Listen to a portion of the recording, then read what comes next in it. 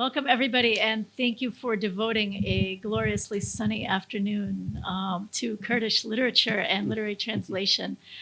We're absolutely delighted to have with us Bachtyar Ali and Kareem Abdulrahman to celebrate the publication by Archipelago Press of Bachtyar's novel, The Last Pomegranate Tree.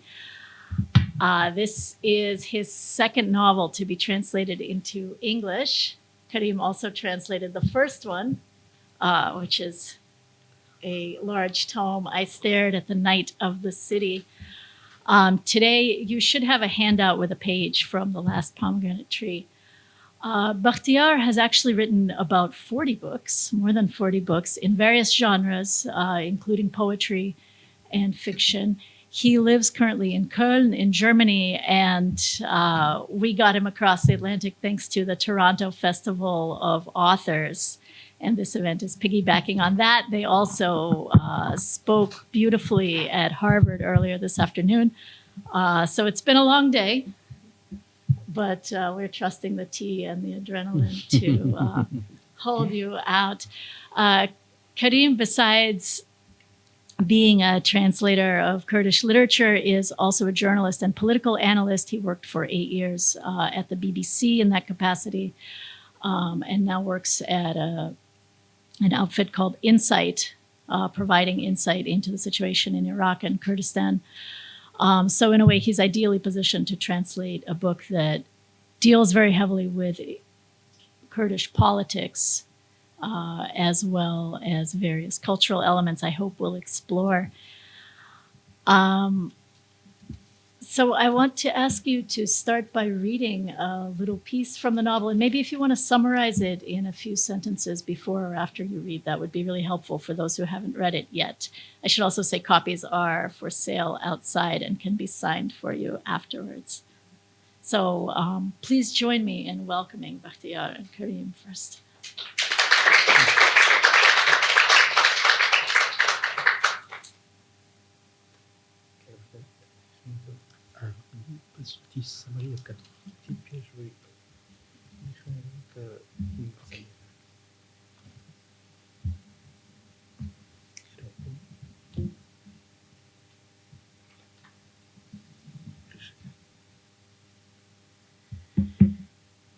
ڕیشەکانی چیرۆکی ئەو شەوە ئەگەڕێتەوە بۆ هەندێک ساڵ لەوبەر.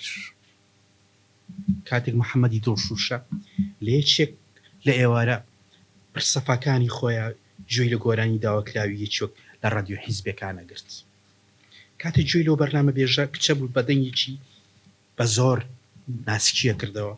ئەیوت سەر یاسی سوبحدەم ئەم گۆرانیە بە وەستامەجی بەهێی ژنی و شیلانی کچیان پێشکەشەکە بە غەفور و ڕێحانە ببۆنەی زەماوەندیانەوە، هەروەها بە هەموو پێشمەرگەکانی کەرتی 21 و مام عەبدوڵڵا لە بازاڕی کۆنەکە. محەممەدی دڵشوشە دڵنیا بوو کە بەڕاستی گوێی لەو ناوە بووە. دڵنیا بوو کە سەریاچی سوبحدەم گۆرانیەکی کامکارانی داوا کردو. بەڵام لەو کاتەوەی سەریاسیە ناسیەی زانی کە ئەو کوڕەشی بێکەسە. دەیزانی و هیچ کەسیشی ئەو تۆی نییە گۆرانی پێشکەش بکە. ئەوەش سەرەتای دەستپێکردنی تەلیسمەکان بوو. محەممەدی دڵشوشەی زانی ناوی سەریاسی سوبحدەم ناوێکی هێندە سەیر و ناوازەیە ناکرێت بە ئاسانی دووبارە بێتەوە. بۆدا محەممەدی دڵشوشە مناڵی سەودا سەر و ئەڤینداری نهێنەکان بوو. ئەو ئاماژە تێپەڕ و کتوپڕ و خێرایە بەز بوو تا لەوێەوە بەرەو دەریای ئەو تەلیسمانە بڕوا کە خۆشی و ئێمەشی تیا نوحمەکە. Thank you very much. I'm going to try to summarize the book. It's one of those books with quite a few themes and subplots. The book is the story of a man. His name is Muzaffar Subhdam. He's a former Kurdish fighter, a Peshmerga. He spends 21 years in prison under Saddam, and he spends all that time in isolation. So during that time, he goes through a massive transformation in the way he looks at the world, the way he thinks about things. One of the few things that he doesn't forget about is his son, who was only a couple of days old when he was arrested. His son's name is Saryas. So when Muzaffar is released from prison, it becomes his obsession naturally to find his son. Before he was arrested, he has asked a close friend of his, a Kurdish leader, to look after his son. So when he comes out, he goes to the Kurdish leader and asks him, where is my son? The Kurdish leader, who by this point, he is the leader of the Kurdish region that has just been established. The Kurds have come to power for the first time in modern history. So the Kurdish leader tells him that there were basically two other boys with similar names. So now we have three Saryasi Subahdams. So he goes on a journey to find which one is his son. And in doing so, he will tell us three different stories of three different people. And through their stories, we get to understand how Kurdistan, what happened to Kurdistan in the 1990s, and how the civil war affected people, and how the younger generation were affected by the war. I should also say that the book has a philosophical strand to it, where the character often meditates on certain themes, including notions such as fatherhood. He often wonders whether fatherhood is just about a biological process, or is it more than that? Like most of Bachtyar's work, it's a combination of these two things: one foot in recent Kurdish history that's fictionalized, and one foot in timeless themes like fatherhood, love, solidarity between people who are going through a hard time in a war-torn country. The section that I'm going to be reading, one of the characters, his name is Muhammad Shusha, Muhammad the Glass-Hearted. He's someone who is fascinated about transparency, and he has this unquenched curiosity about the world, and he just wants to go after secrets and find secrets. So he has just heard the name Saryasi Subahdam on a radio station, and that sparks a search for who Saryas might be. On one of his cheerful evenings, Muhammad the Glass-Hearted is listening to song requests on a radio station owned by one of the political parties. In affectedly genteel tones, the presenter says, Saryasi Subahdam dedicates this song to Wasta Majid, his wife Baher, their daughter Shilan, Ghafoor and Rehana on the occasion of their marriage, all the Peshmergas of Battalion 21, and Mam Abdullah at the second-hand clothes market. Muhammad the Glass-Hearted is sure he has just heard the name Saryasi Subahdam in a request for a Kamkar song. But since he has known him, Saryas hasn't had any friends or relatives or anyone he would want to dedicate songs to. It's here that the mysteries begin. Muhammad the Glass-Hearted knows that Saryasi Subahdam is such an unusual name that it's unlikely to belong to more than one person. Given Muhammad's obsession with secrets, this fleeting mention is enough to catch his attention. He is pushed towards the sea of mysteries, which would eventually engulf him and indeed all of us. That evening, Muhammad the Glass-Hearted, jingling his keyring cheerfully, makes his way to the card vendor's part of the bazaar. Over the evening hubbub of the fruit sellers, he asked Saryas if he had requested a song on the radio.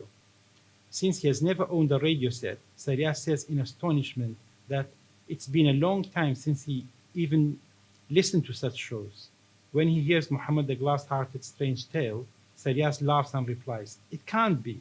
There aren't any other Subahdams in this world. I am the only person with a name, Saryasi Subahdam." Now, Muhammad the Glass-Hearted is convinced that a big secret lurks behind that name. Let's not forget his obsession with secrets. He looks for them everywhere, even venturing into danger to find an unsolved mystery behind every curtain. He tells Saryasi Subahdam, "There is someone else with the same name as you, and your secret is tied to his." I'm sure that Muhammad the Glass-Hearted had no proof and only said this to provoke Saryas. That evening, they visit the radio station together and urge the presenter to show them Saryasi Subahdam's letter. With her usual airs and graces, she finds a colorful piece of paper sent by a certain person of that name. But apart from what she said on air, the letter contains no information. Muhammad the Glass-Hearted doesn't give up, and with the help of his father, finds Battalion 21's military base in a small settlement outside the city. Late in the evening, a cold wind blows outside that old military base. in a small room full of metal balls, trowels, and open bags of gypsum. A strange thing happened. A strange thing happens. Seriasi Subahdam meets Seriasi Subahdam, an event that will shake my life to its foundations. Thank you.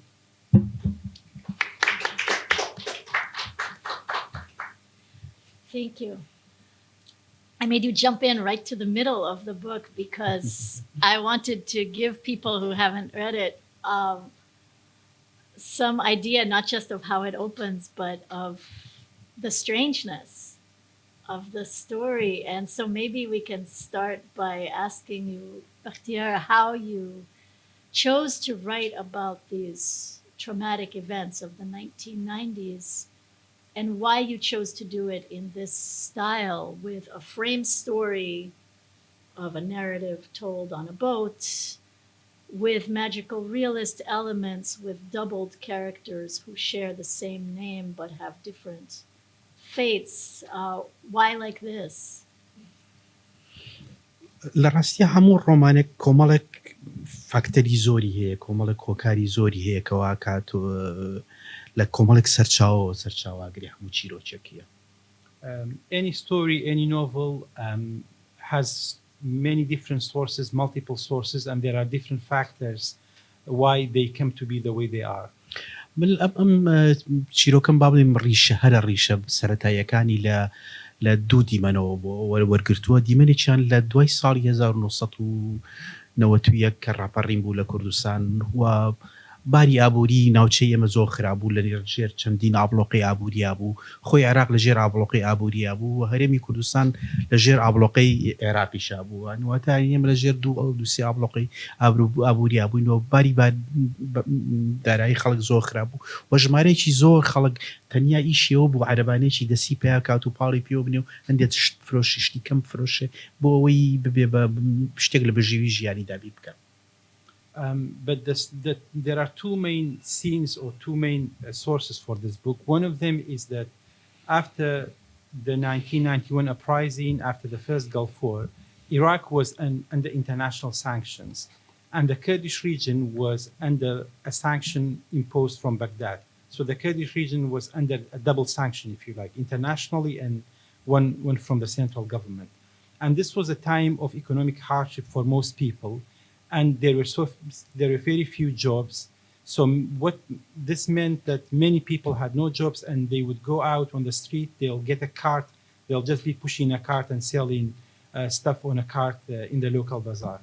بە هەندێک ڕۆژ کە ئەچوویتە بازار سەتان عەرەبانە دەبینی و کوچپایەکی زۆر گەورە لەو ناوە و بەردەوام پۆلیس لەمانەیە بۆیان خۆیان بشارنەوە ڕابکەن چونچێ تەواو ڕێگەکانیان نەگەشت شەقامەکانیان داخست.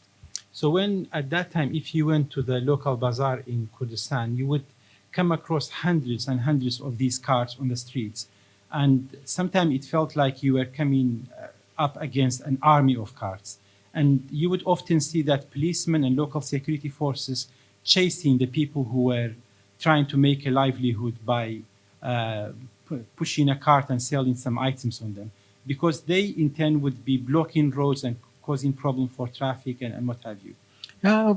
لەو سەرەتایەوە من هەستما کرد کە ئەمە چیرۆکێکە ئەبێ ڕۆژێک لە ڕۆژان بە جۆرێک لە جۆرەکان بژاردێتەوە. And right from the beginning when I come across this scene, I felt this is a story that it should be told one day.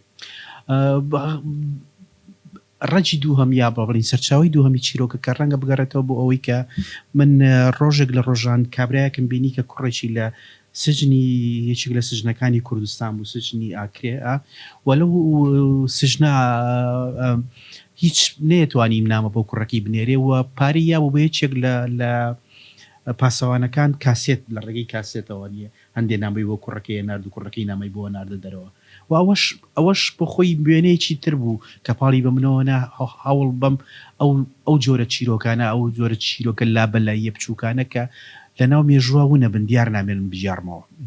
And the second source probably is that once I came across this man who had a son who was imprisoned in a prison in the town of Acre. He wasn't allowed to visit his son officially by the Kurdish political parties. So he got an agreement secretly with one of the guards in the prison that he would be allowed to send cassettes to his son, and the son could record cassettes on a tape recorder and send it back to him. This was the way they were communicating. And this and similar stories have made me feel and think that these stories are, in the bigger scheme of things, are considered small stories, so they will be lost in time, and they will be lost, and people wouldn't know about them.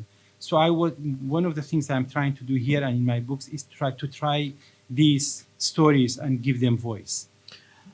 بۆ واقعەتی سحریش بەڕاستە بەشیشی زۆری شێواز و ستایلی من لە جێڕانەوە لە زۆر لە ڕۆمانەکانە لە هەمیانە بەڵام لە زۆر ڕۆمانانە ڕاستەکەی من لەژێر کاریگەری چه ڕاستەوە خۆی شێوازی واقعەتی سحریان بەڵام بە کۆمەڵی سەرچاوی جیاوازەوە جیاوازتر لەوەی کە ئەو جۆرە واقعەتەکە لە ئەمریکای لاتینە هەیە.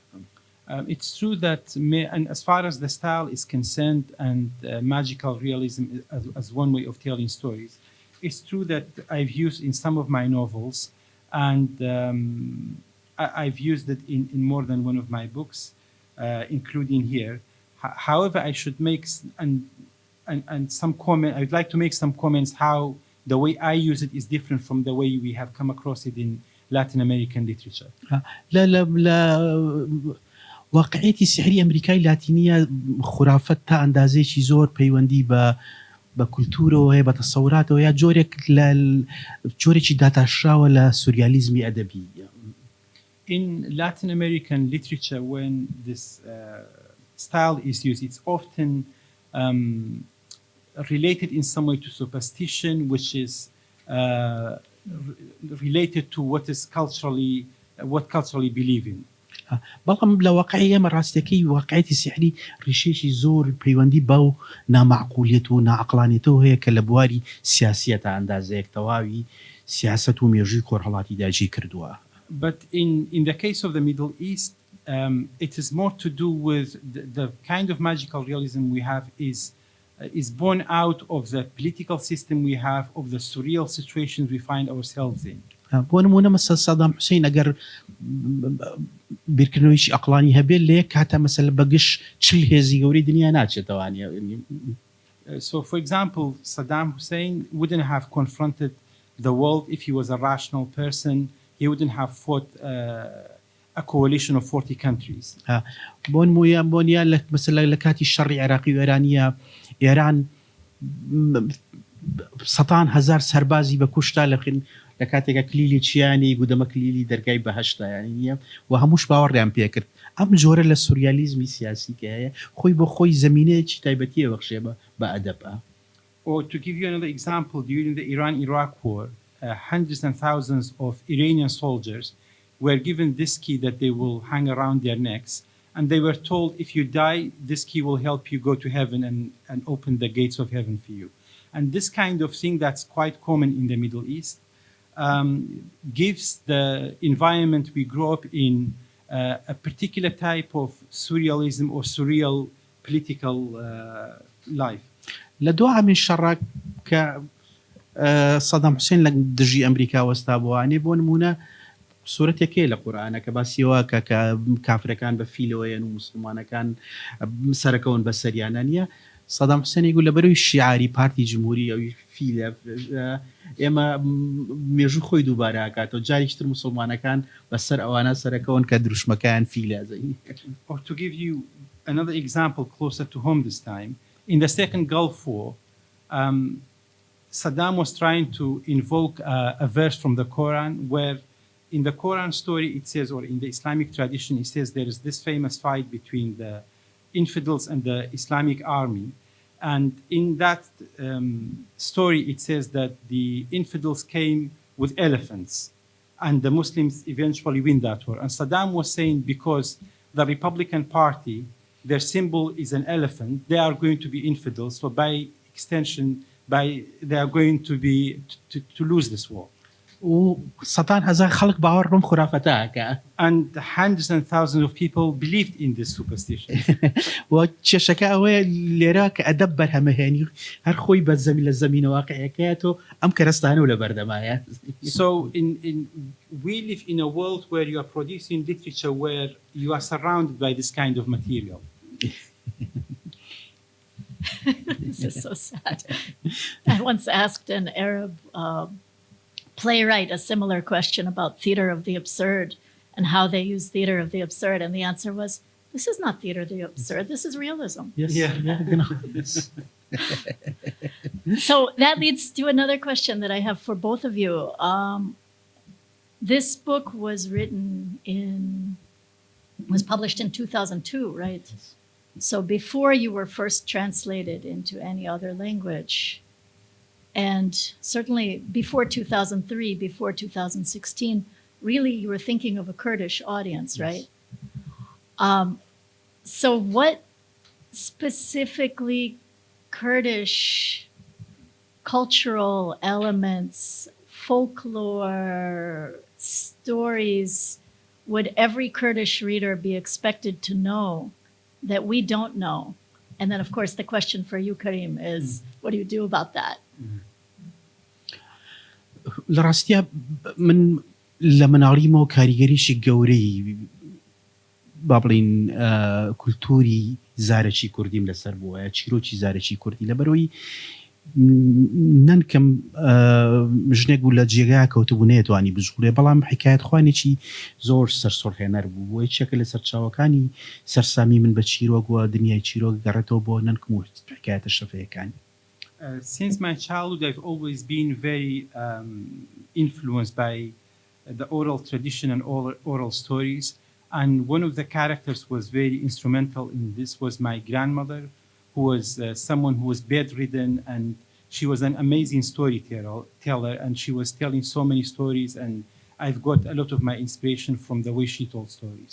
بۆ نمونە سمبولی هەنار لەم ڕۆمانە سمبولێکە لە ڕاستیەکە من لەوم وەرگرتووە چونکی ئەو هەمیشە هەناری بۆکو سمبولی یەکێتی کە چەندەها دەنگی جیاواز پێکەوە لە شوێنێکە بەژین بەبێەوەی کە وەکۆی گوگوێی بێکە و مشکلیان هەبێ لێرەوە سمبولی هەنار وەکو سمبولێک کە ڕەمزە بۆ پێکەوە ژیان ڕەمزە بۆ جۆرێک لە هارمۆنیەت لە ڕاستیەکە من لە کولتوری زارێکی و لە ننکمەوە بۆ تا ئەندازێک ئەتوانم بڵێم ڕیشەکان یەکەڕێتەوە بۆ ئەوەیە.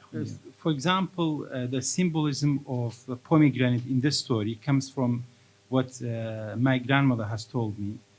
For her, a pomegranate is this fruit where you have all these hundreds of seeds and all these different segments, but they are living in harmony, complete harmony. And there's a lot of order in that world. So I'm trying to use this as a symbol for coexistence and living together. یا سمبولێکە تەواو پێچەوانەی دۆخی کۆمەلگا خۆرهەڵاتیەکانە کە کۆمەلگایکی پارچە پارچە دابەش بوو چ لە ئاستی فەردەکانە هەمبا دابەش بوو چ لە ئاستی گروپی دینیە گروپی ناسیۆنالیە گروپی سیاسیە پێکەوە ژیان تا ئەندازێکی زۆر تایە زەحمەتە.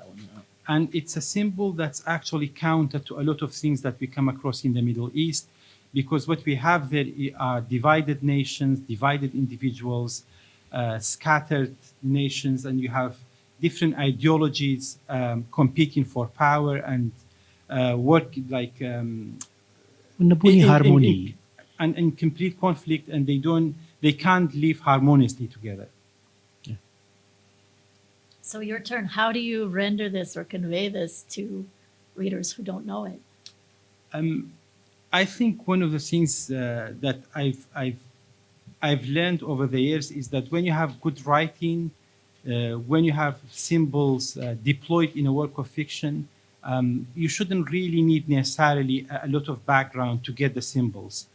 And initially, I was thinking that maybe we'll need to have lots and lots of footnotes to explain every little thing in the book for your readers.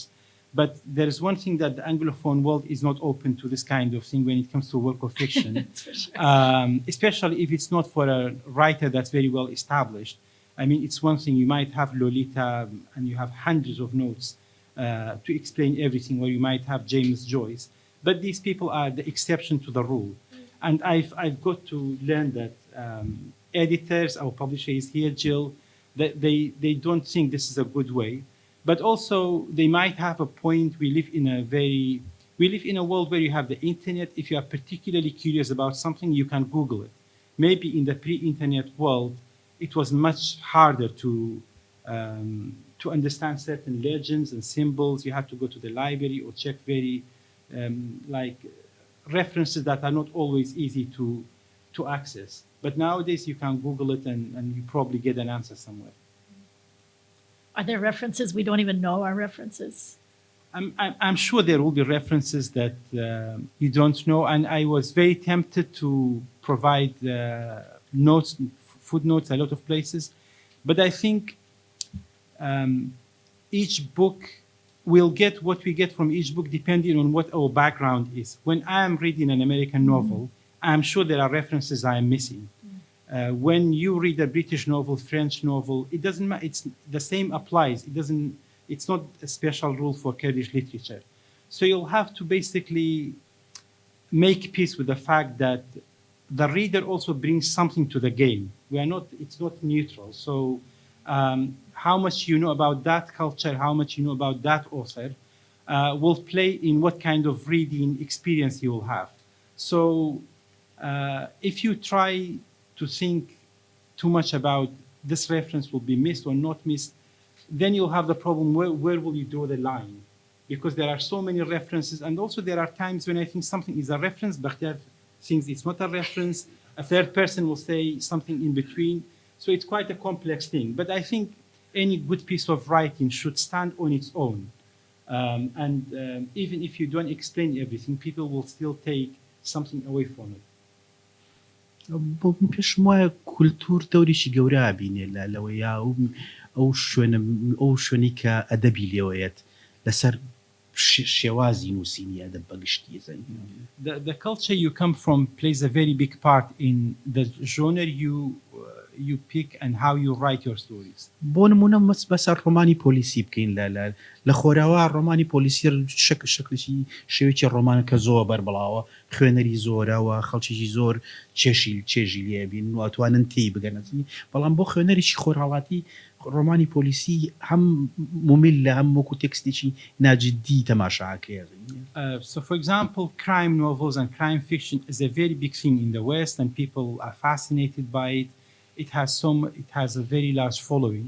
But in the Middle East, for people, it's quite a strange thing and it's taken not very seriously. وسبەکە هۆکەشی ئەوەیە کە سەرهەڵدانی ڕۆمانی پۆلیسی پێویستی بە کۆمەڵشتی ترەیە، پێویستی بە کۆمەڵی بە سیستمێکی دادوەری سەرکەوتوو پێشکەوتوو هەیە، پێویستی بە زانستی دۆزینەوەی تاوان هەیە، پێویستی بە مافی فەردەکان هەیە کە تایە پارێزراوە بێ و هەموو ژیانێک نرخی خۆی هەیە. بەڵام لە وڵاتانی وەکو خۆرهەڵاتە کە ژیانی فەرد ئەسڵەن نرخی نییە و هیچ سەنەدێکی قانونیە نییە لە پشتی ژیانی فەردەکانەوە، پۆلیسێک دەتوانێت و زەلامی کە ئەوێ لە ژێر گومانەیە ئەیباتە ژوورەوە بە شەق چی بێ پێی دەرەهێنێتە زەینێ. And there are a number of reasons why crime fiction might not be so well or not received well in the Middle East. One is to have a successful genre like crime fiction, you need a few other things in place. One is you need an advanced justice system. Second is you need criminology as a science. Third thing is that you need a system that believes that individuals have rights and bad things can't just happen to them randomly. There will be consequences and people will be held into account. But in the Middle East, more often than not, you have situations where you have a policeman and if they want to get a confession out of you, they will kick it out of you. And nothing will happen to them. And that's a characteristic of an environment where lives and people's life are not really considered valuable. This thing that you were talking about of seeing references where there aren't any happened to me this afternoon, because the novel is told in episodes on a boat right by a narrator to an audience. And so I'm hearing, echoes of Shahrazad, and then you're like, Westerners, all they can think about is the 1001 Nights. یەکێک لە کێشە گەورەکانی ئەدەبیاتی خۆرهەڵاتی ئەوەیە کە ئێمە لە ڕووی مێژوویە تەنیا و تێکستەمان هەیە کە زۆر ناسراوە لەبارە بە پێچەوانی ئەدەبی غەربیەوە کە زۆربەی تێکستەکانی ناسراون لای ئێمە. one of the problems that we have in the Middle East is that, or one of the thing that's problematic with the Middle East, I should say, is that the one famous text that we have in the East is probably 1001 Nights. Unlike the Western tradition where you have so many novels, so many books, so many works of arts that people know about and they are equally famous. بۆ نمونەیەک هێنمەوانەیەکێک لە هاوڕێیەکانمان کە کۆمپۆنیستە پارچەی شعری منی کردبوو بە مۆسیقا بە سەمفۆنیەوە بۆی لە هۆڵندا لێ ئەدرا بەڵام ئەو داوایان لێ کرد کە ناوێک بدۆزێتەوە کە پەیوەندی بە 1000 شەو و 1 شەو وابێ بۆ تێکستەکە لێرەوە چیرۆکەکانمان سەفەری هەشتەمی سندباد. So, for example, I have a Kurdish composer friend who wrote a symphony for a poem I had written in Netherlands. Mm-hmm. And when it came to naming the piece, they had actually asked him if he can find a name that is related somehow to 1001 Nights. And eventually we picked a name that was related to that. سەفەری هەشتەمی سندباد خۆی حەوت سەفەری کردووە. Sindbad's 8th journey, and he has done only 7. Yeah. بە بڕای من ئەدەبی خۆرهەڵاتی تا ئێستا ئەدەبی خۆرهەڵاتی مۆدێرن بە تەواوەتی تا ئێستا نەناسراوە زۆر بەکەمی ناسراوە گەرچی ئەدەبیشی بەربڵاوەوە و کەمتر وەرجێڕاوە و ناوەکانیشی زیاتر کەمتر ناسراوە لە خوێنەری ئەوروپیەوە بەداخۆ.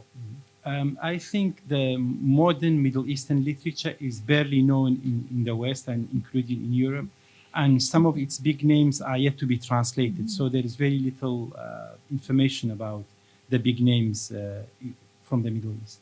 وأم أدبيات تازي كإستاله خورهالاتها أدبياتك بشيء دقيقة بيوندي بأدبي أوروبيو هي وتا دابراونية لأدبي جهاني ودرش كراوي همانو أدب بالام لكولتورة ترى لجينجة ترى بكمال بابتي تروانية لرو أما تايبت مندتي شيء زورة أبا أدبي خورهالاتي ككمالك تشيروج جارتوانية راستو خور لأدبيات ميلتكاين ترى نايم بينيته.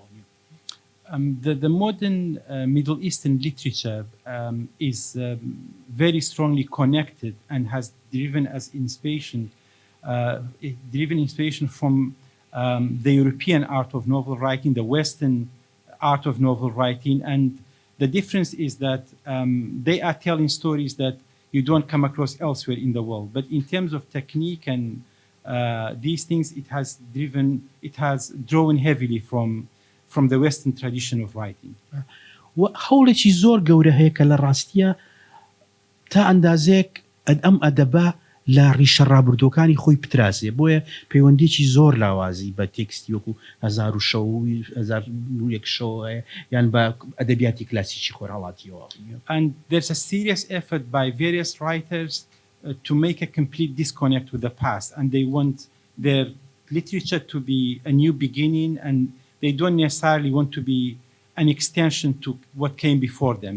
So in that sense, many writers and many books are actually, there's very little that you can connect them with the 1001 Nights and other pieces of old literature.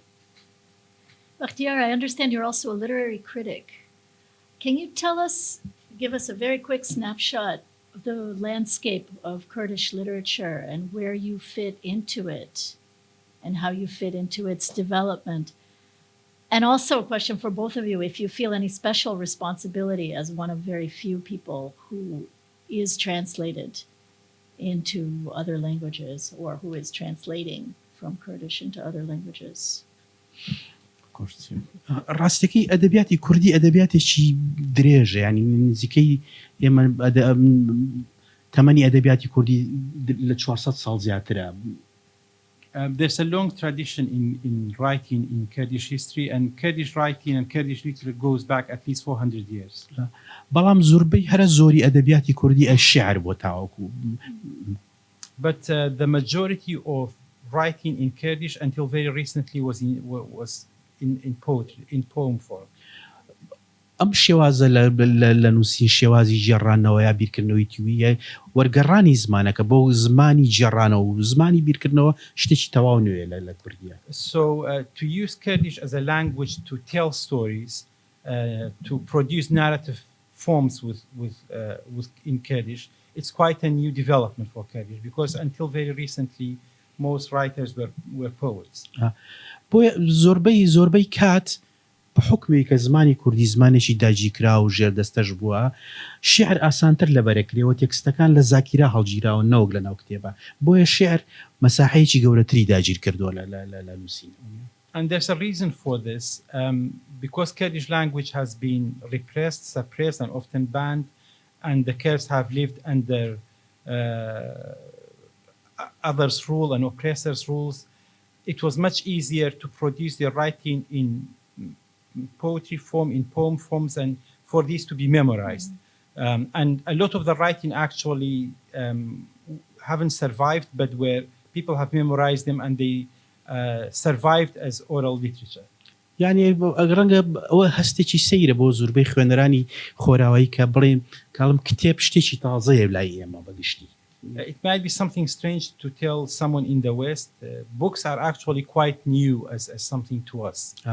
وکە ئەڵێم نوێم بەستیشمەوەی کە بڵێم تا ئەندازەیەکی زۆر ئەم کولتوری جێڕانەوە کولتوری دروستکردنی حکایەتوانە نییە کە ئێستا ئێمە پیاڕۆین ئەزمونێکی تازەیە لە ناو زمانە بۆ ئێمەش ئێمە جیلی یەکەمین کە لە ڕاستیە بۆ نمونە ڕۆمانە نووسین خۆی بۆ خۆی ئەمە تا ئەندازێک ئەزمونێکی زۆر تایبەتە ینی تۆ بە زمانێ بنووسی کە 400-500 ساڵ خاوەنی شکسپیرە یا گۆتێ یا ئەبسنە نیە جیاوازە لەوەی کە بۆ زمانێک بنووسی تۆ یەکەم کەسی پێ نووسیت. It's a huge difference between people who write in other traditions, in other languages, because I'm actually a member of the first generation. We are the first generation who write narrative forms, who write fiction, who write a novel, especially in this sophisticated way. It's one thing if you have someone like Shakespeare, Ibsen, or Goethe behind you, 400 years of storytelling and sophisticated language, and have a language where you have had only poetry written in it mostly for the past few centuries. So that also means you are under a different type of responsibility. بۆ من هەستێکی زۆر تایبەت هەست هەستێکی زۆر جوانە کە تۆ بەسەر بنەوەیەک بی بۆ یەکەم جار زمانێک بەکارەهێنیدا و ئەمە ڕەنگە فرسەتێک بێ لە چیت شانسێک بێ کە بەر هەموو نووسەرێک شانسی وای بۆ هەڵ نەکەوێتە. For me, it's quite a special feeling that I am part of a generation who is doing something for the first time, and particularly to be writing fiction in using these techniques for the first time. And it's an honor or a special thing that most writers won't have in other languages. ئەبێت تۆ لەبەرەوە کە ئێمە سەرەتا دەستمان پێکرد زمانی کوردی زمانێکی وەکو دارستانێکی گەورە وایە بەڵام دارستانێکی تاریک تۆ ئەچیتە ناوی نازانی چی ئەبینیت ئەبێت تاقی بکەیتەوانێ ینی نووسینە بێ بە پرۆسەیەکی تاقیکردنەوەی بەردەوام ئەم زمانە چەندە زیندوێتی تایە چەندە هێزی تابینی تایە ئەکەوێتە سەر تۆ لێرەزی ئەو هێز و ئەو توانە و پۆتێنسیالیتی چالاک بکەیت. So when I started and when others in my generation started writing fiction and narrative forms, we were really testing out the Kurdish language for the first time because we knew there is this huge forest that's the Kurdish language that has produced all this poetry, but these other forms were not tried. So we had to go inside this dark forest and test out and explore the potentiality of Kurdish language. And we didn't know what the limits of these are until we tried it. That's amazing. So what is it like when you come to translate that? And you are the voice of the first Kurdish novel to be translated into English. My God, I'll never get that honor in Arabic, right? Yeah. No, of course, it's a very special thing, and you feel there are a couple of things. One is that you will immediately become an activist, whether you like it or not. You are no longer just a translator because, like if you're translating from French or German or other languages, you just sit behind a computer, you translate the text, you send it off, and that's it. But in this case, because you don't have, first of all, it's unprecedented. So you don't have people to look back onto and say, let me see how they did it. And let me learn from them, both in the translation process, but also in all the other things that are surrounding the process. How you publish a book, how you promote a book, how you pitch to a publisher, and all these things. Like it's all new, you are breaking new ground, if you like. So it's a very rewarding process, but it means you have to do much more than a regular translator, if you like. And also, it puts you under huge responsibility because then this comes out, it does well, and it's the first time this kind of thing has been done. So obviously, everyone wants you to translate their books from someone who has written a memoir that might be just a local memoir to a new whatever. And also, I'm just doing this actually as a part-time thing. My day job is in journalism. I wish I could fully live on translation and that be my full-time job. So when my publisher Jill actually contacted me, approached me to translate this book, the very first thing I said was that, but I would need time. You know, I'm not working full time on this. He said, no, you can have all the time you want to do this. Whereas a lot of translators might say, I would like to do it in as short a period as possible so I can get paid and live on this and then move on to my next project. So that's one aspect that's very different. Another is that Kurds being stateless, it also means they don't have their own institutions, they don't have a government behind them. And this means that a lot of the onus is on you as a translator, as an author. So a lot of the responsibilities, a lot of the tasks to do with this, with the promotion of the book, with all the other things, you'll have to become proactive, and you need to play the role of institutions as well as an individual translator. Because for other languages, if I was translating, I don't know, from Swedish or even Estonian, there's an embassy, there are cultural institutions, there are universities. You can approach them and they will do half of the job at least. And they are there to provide support, provide financial grants, and so on and so forth. So of course, that makes it a much easier task. Yeah, you've got no Goethe Institute to go to for help, I guess. Absolutely, yes. I want to open up to the audience. First, before I do that, tell us how you first met Bachtyar and how you came to be his voice in English in the first place. Okay, so I was telling Margaret earlier this story, and we realized it might be worth sharing with everyone else. I've known Bachtyar since I was a teenager, when I started reading books and when I became very interested in literature and culture. At the time, Bachtyar was a very big name, and this is just after the 1991 uprising, when the Kurds have their own government, they rule in the Kurdish region. So one of the things that was new to us was that writers will give talks like this, but instead of being in a room like this, they will be in a big theater hall where even there were no space even on the steps to sit on. So there will be 800-900 people sitting 3 hours listening to Bachtyar analyze a poem using, I don't know, Heidegger or I'm Roland. sorry we couldn't provide that for Yeah, here. or you know, that kind of thing. And we were fascinated. Wow, this thing exists. Like, this was so new to us. And one of the things Bachtyar and his generation did was they actually introduced a new way of looking at text and reading text using structuralism, psychoanalysis, so on and so forth. So I was new to all of this. And one day I spotted Bachtyar walking alone on a street, and I went to him and I introduced myself. I asked some questions. I remember it was to do with psychoanalysis. I said, can you explain this and that to me? And he very patiently did. And then after that, he said, so what's your plan? Are you a student? I said, oh yeah, I'm in year 12. In Iraq, year 12 is there before you go to university. He said, so what's the plan? I said, well, I love English language and literature, but I also like philosophy, sociology, Farsi maybe, psychology, because I'm reading books about these things. He said, let me give you a piece of advice. Drop all of them except the English. I said, why? He said, well, if you are serious about culture, you need to learn a European language. Because you can, of course, learn it outside, but it will take you much longer. You won't be fluent in it. And once you have English, you can do all the others. You can read about philosophy, sociology. It will open up the gates for you, and you will have a bigger library at your disposal.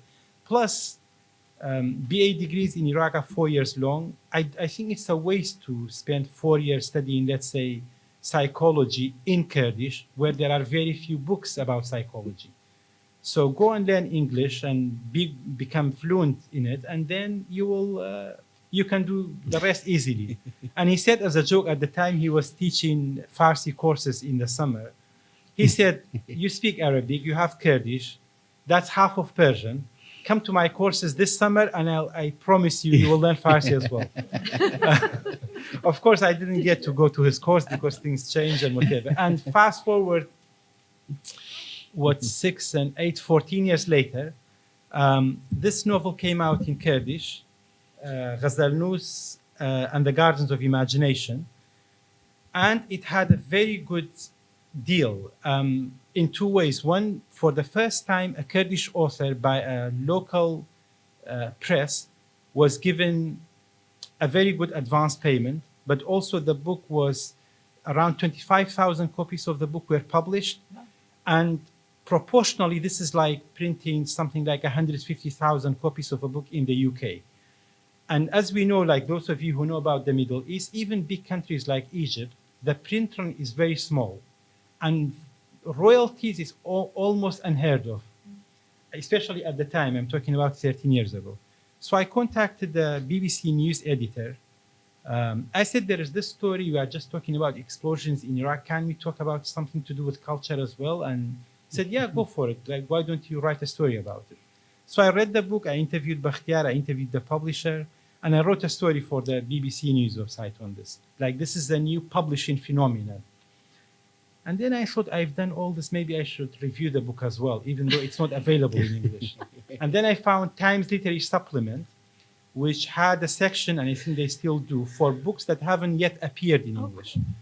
And I said, I mean, of course, the TLS is such a big institution. Who's Kareem? He has never even written a review.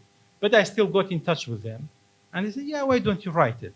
And I wrote it, and it was on their cover edition that week. I said, wow, so this is going well. Then a BBC radio station had read the TLS. They contacted me. They said, we want to dedicate one of our cultural programs, like half of it to this book and to what you have done.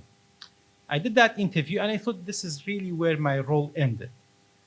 And then a literary agent from New York came in touch with me, and he said, I've read the review, and I've seen the BBC report. I really like this book. But as you know, I need a sample of the book, a synopsis of the book, a biography of a translator and a writer, and then we'll see if I can find a publisher. But do you know any professional literary translators from Kurdish? I said, well, the fact that we don't have even one novel in English tells you we don't have professional literary translators. But I've studied literature. I've been reading books all my life. I've translated news into English for BBCs and places like that. So I'm happy to give a go. He warned me there is no guarantee, but that's how it works for translated fiction. You need to have all that as a package, and then you will show it to publishers and agents, and you see how it goes. So I said, okay, I translated 15,000 words of the book, the opening 45 pages, and then a chapter by chapter synopsis of the rest of the book, my bio, Bachtyar's bio, and I sent it to him. And this is post-2008. The financial crisis has just struck. The cultural world is impacted hugely by it. And he says, I'm really sorry. Our agency has scaled down, and I don't think I can convince my superiors that we can find a publisher for this. However, there's a place for this. I'm sure you can find a publisher. He gave me some tips and left. And now I felt, well, I have to do this. Like, I've done too much to stop here. So I know nothing about how the publishing world works, because in Kurdistan, publishing is very different, in the Middle East actually, very different from how things are done in the West, especially in the Anglophone world. So I started doing some Googling and researching and trying to pitch to publishers. So 20 rejection letters, and a year later, I found a publisher. And when I finished it, part of me was saying, there is no way I'm going to do this journey again. I had to look for a publisher for a whole year, let alone anything else. And lo and behold, one day out of nowhere, I got an email from Jill, who's here. Said, oh, we have read your previous translation. We really liked it. Do you want to translate the last Pomegranate tree for us? I said, oh my God, I don't have to do all that? a publisher has approached me. I said, yeah, of course I will. I just give me enough time. And that's how I came to translate it. That's beautiful. Thank you. What questions do folks have? I have a question. So I'm wondering, it seems like this book is, the background is we know that the Kurds are stateless and they're spread across a great deal of territory. And historically haven't been unified, certainly politically, and I don't know if they have culturally. But I'm wondering, have you seen a uniform reception across the Kurdish land with, I guess, literature in general, but with your book in particular?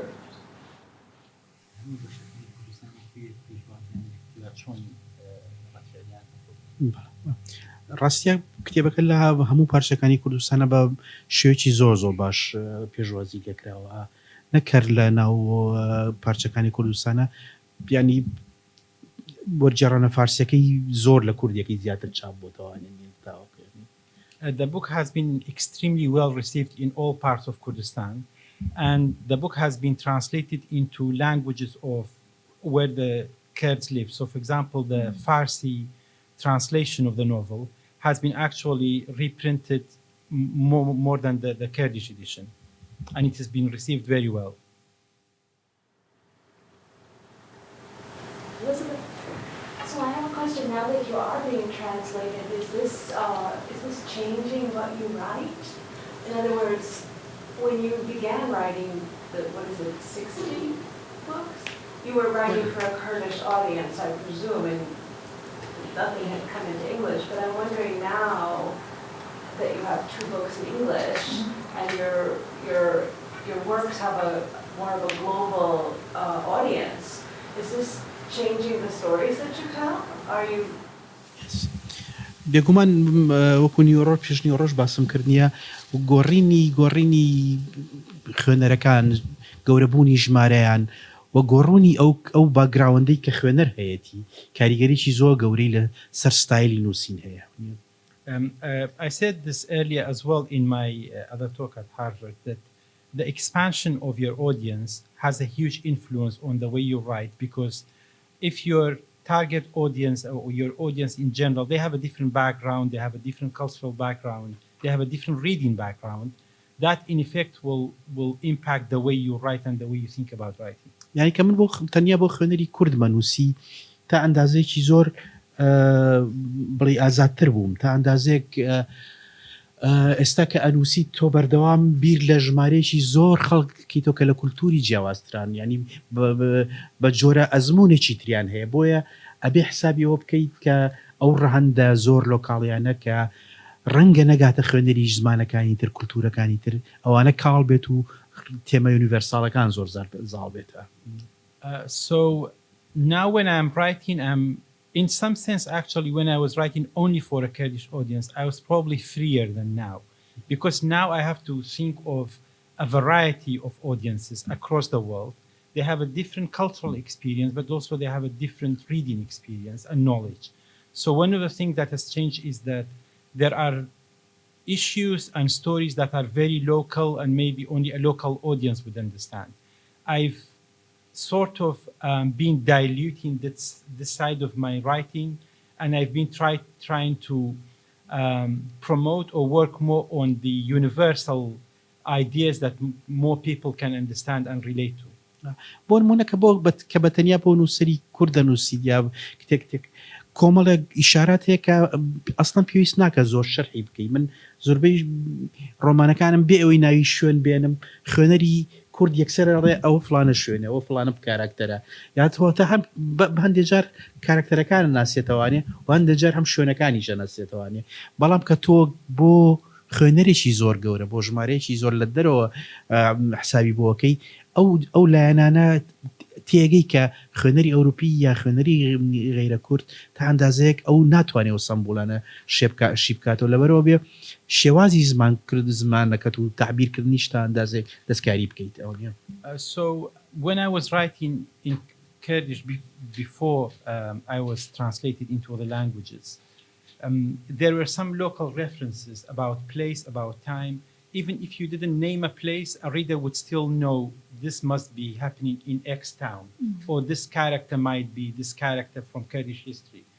But obviously, a non-Kurdish reader may not have this knowledge, may not be able to do this. So you might have to change the way you are talking about your characters, about the setting, about the places you refer to in your work.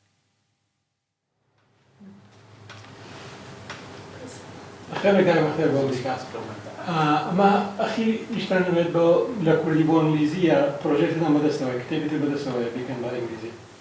So the question is if this is the last book that will be translated into English from Bachtyar's work, or if there are other projects on the way. ڕاستەکەی Publisher sitting right there. زەحمەتە بزانینەوە چونکە پێویستی بۆیە کە لەگەڵ پەبلیشەرێکە ڕێبکەوی لەگەڵ دیچێکە ڕێبکەوی لەبەرەوە ئێستا پرۆگرامێکی ئۆتۆمان نییە بڵێم بزانین کاماکەین بەڵام شتێکی داخراو نییە شت ئەو پرۆسێ بەردەوام بێ بەڵام ئێستا پرۆژێکی زۆر کۆنکرێت نییە بڵین فلانە بوو فلانە کتێب لە تەرجەمایە خەڵکی زۆر ناسم کە خۆم بۆیان باسەکەم بەڵێ ئینگلیزی زمانیا خەیرە کورد کەرانێک لە کتێبەکان جوان کردەوە پێیان خۆشە و زۆر مەرجی بین ئیتر من لە زمانیەوەە ئەڵەن هیواداری هەموو کتێبەکان So he's saying I've come across a lot of people who have read your books in English, and they actually have told me that they hope more of Bachtyar's book would be available in English. So I hope that's the case. And Bachtyar's answer previously was that we don't have any concrete plans at the moment. Of course, it's an open situation, and we need to find a publisher. You need to agree on a particular book to be translated. It's a process. But we don't have any set plans at the moment for which book and which publisher would be doing the next book.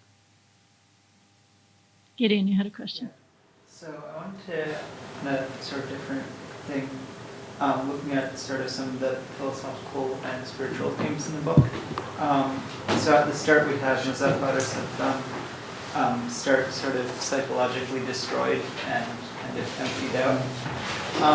And we have this other character, Yaqub Ismailbag, who thinks that this is a good thing, who like tells him, you know, you kind of get away from all this sort of spiritual filth, complexity, difficulty of the world. And that seems like it's kind of a pretty common idea, just sort of philosophically in a lot of areas, that the way to be sort of a spiritual good person is to just abandon the world. Did you intentionally set out to respond to that? Was that, is this part of a conversation that in broader society at the time, in 2002 when you published it? Yeah, I guess, elaborate.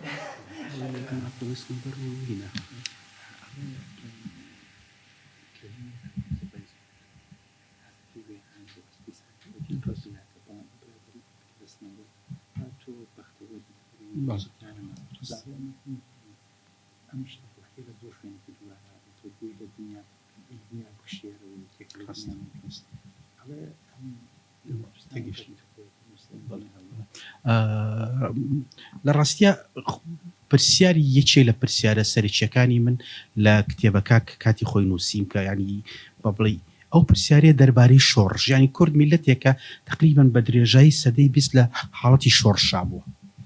One of the questions I was trying to answer in the book at the time was the question of revolution.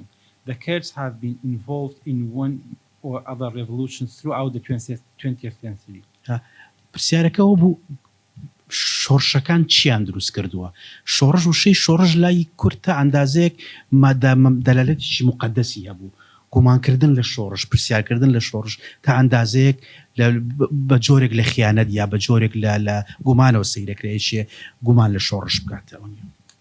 In Kurdish and in our culture, the word revolution has very positive connotations, and it's actually seen as a sacred thing. So if you come and question whether revolutions have worked, how good they were or not, It's quite a new thing to do. So that's what I was trying to do here. یاقوبی سنەوبەر نوێنەری ئەو نەوەیە کە چەند وەختە شۆڕشیان کردووە بەڵام چ جیهانێکیان دروست کردەوە پرسیارەکەیە جیهانێکیان دروست کردو کە یاقوبی سنەوبەر خۆی شەرمی لێ کاتێ Yaqubi Snowber is a member of a generation who have been involved in multiple revolutions before and rebellions. But what kind of world have they produced? They've actually produced a world that he himself is ashamed of. بۆیە بەردەوام هەوڵەیە کە مزەفەری سوبحدەم هاوڕێ کۆنەکەی کە لە زیندانە بۆ دەموچاوی ڕاستەقینەی ئەو دنیای نەبینێ کە ئەوان دروستیان کردووە. So he's trying constantly that his old friend Muzaffari Suhdam, who has just come out of prison, to stop him from seeing the face of this new world, how this new world looks like, it's become corrupt and all that. So he doesn't want him to go out to the world and see the world. پرسیارەکە بۆ من ئەوە بوو لەو کاتە شۆڕشی دروستەکە و ئەگەر دنیایەکیش ئایدیای شۆڕشی تیانە بێ ئەو دنیاش بەڕووچووەگە. So my question at the time was, what do revolutions produce? And also, if you have a society or a situation where you don't have anyone aspiring for revolutions, what would happen?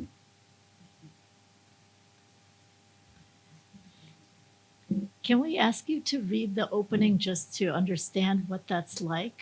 The time-lapse effect of the character coming out of prison after 21 years Of course. into this world whose development he's missed. Yeah.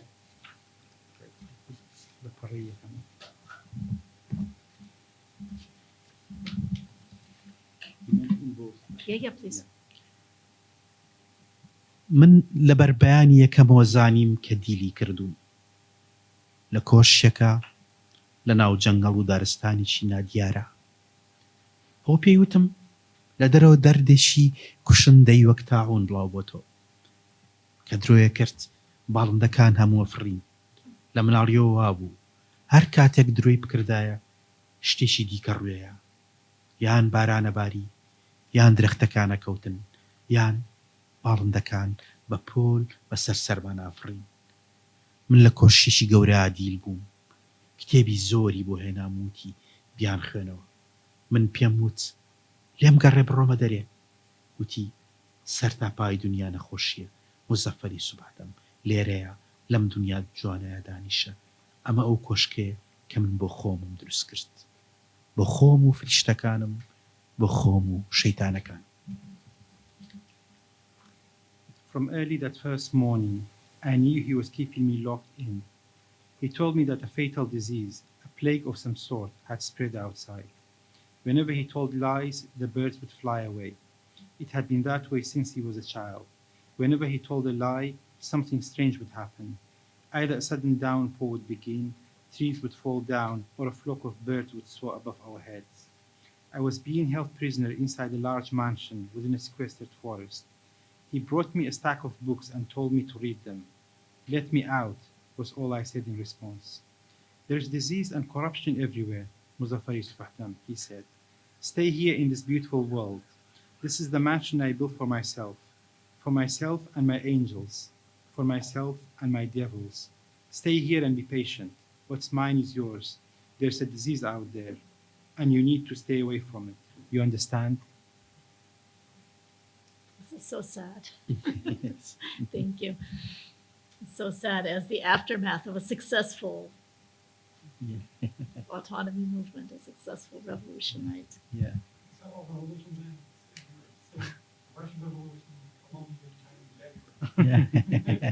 The time-lapse aspect, I think, is incredibly effective. Like you haven't seen a child growing up, you come suddenly after an interval and you're shocked. Whereas if you live with it every day, you don't know. But he comes out having missed this interval. I'm like, oh my God. And it's like a plague. Yeah. It's, of course, you're translating this in the middle of the pandemic too, probably. I think I actually finished the Before. translation before the pandemic, but then pandemic struck, so we had to delay the publication for various reasons. So lock you in the house with the books. I mean, Don't go out. One thing is when the pandemic struck, a lot of people were in shock. I wasn't. because I was working from home for some years, so a big part of my life stayed the same. So what people were saying, oh, I'm at home all day long, I said, well, welcome to our world.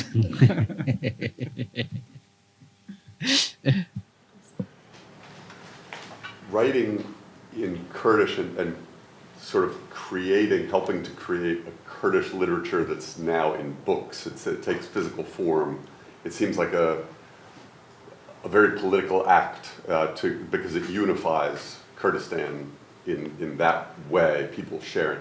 So can you describe, has that caused also problems in the countries like Turkey where, you know, the act of talking about a Kurdistan and doing things across those state borders, has that caused also problems for people who have your books and for people who come together to discuss them? لراستیا کتێبەکە ئەم کتێبە نابەڵام بەشی زۆری کتێبەکانی من بۆ نمونە لە ئێرانە یا سانسۆ کراوە یان بۆ نمونە ئێوارەی پەروانە 16 ساڵ لە ئێران قەدەغە بوو لە دوای یاڕێگەی پێدرا. Most of my books in Iran, for example, have been censored. One of my novels was actually censored after it was translated and ready to be published for 16 years before they given it approval. دوا کتێبم داگیرکردنی تاریکی لە ئێران هەر هەمان شێوە کتێبە ئەسڵەکە تێکستەکە بە جۆرێک لە جۆرەکان لە دایرەی سانسۆر موافقەتی لەسەر کراوە کە چاپ بێت بەڵام پێچ ئێستا پەشیمان بووێتنەوە نزیکی 6 مانگە هەر بەرجێک لە بۆ ئێرانە بێ بەرگەکەش دایرەی سانسۆر ڕازاماندی لەسەر بکە هەر بەرجێک پێشکەشەکەین هەتا کەسپیژە بێ ڕەتیەکەنەوە بۆی کتێبەکە چاپ نەبێ.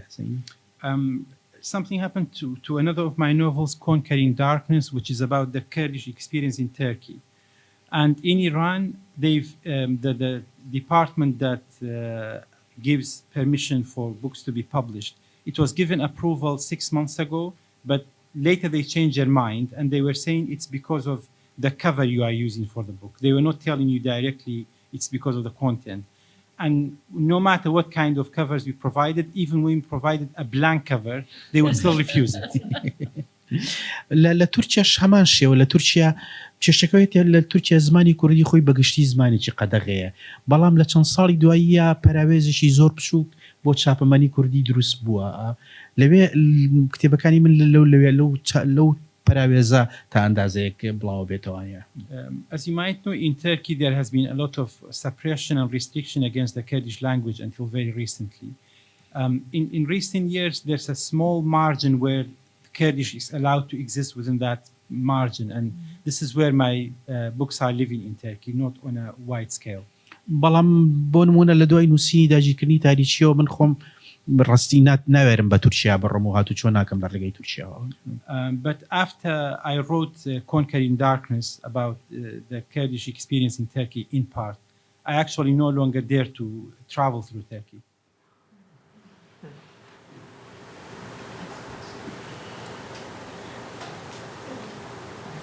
Yeah, so also on the revolution that you're talking about, so your novel is happening in the context of the Kurdish Civil War in 1994 to 1998. And the characters aren't aligned with any specific party in the war. They're neutral. They're trying to avoid it. And at the same time, this novel is really criticizing the generation that ran these revolutions. And the children of the leaders of that revolution are still in charge of the main political parties in Kurdistan today. So what do you think, so you wrote this book initially in 2002. How do you think that was sort of received as a political message in 2002? And do you think that that message has changed or is mostly the same in sort of Iraqi Kurdistan today?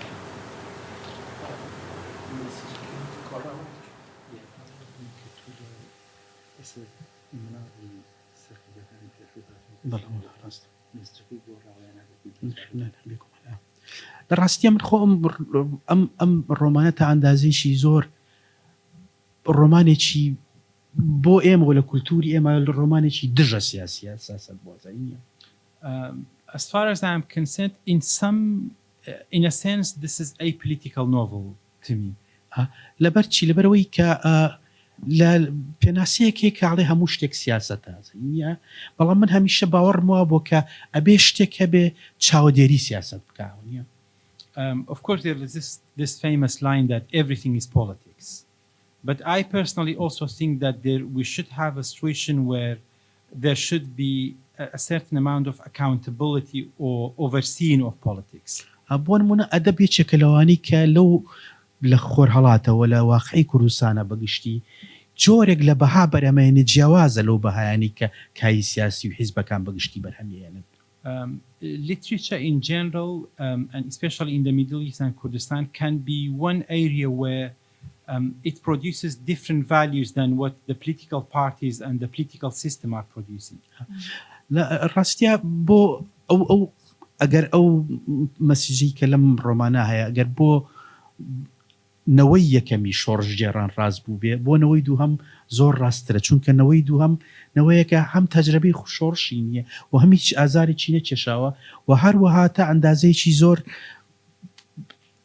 هەست بە مەسئولەتی ئەخلاقی ناکە بەرامبەر بە کۆمەڵگا لەبەرەوە ئەم نەوەی دووهەم لە سەرکردەکان کە کوڕی سەرکردە کۆنەکان و دەسەڵاتیان گرتووە دەست زۆر بێباکانەتر بەرامبەر بە ژیانی خەڵک و بەرامبەر بە ئەزمموی یا بەرامبەر ئازادی خەڵک نیە ڕەفتارەکەنەوە.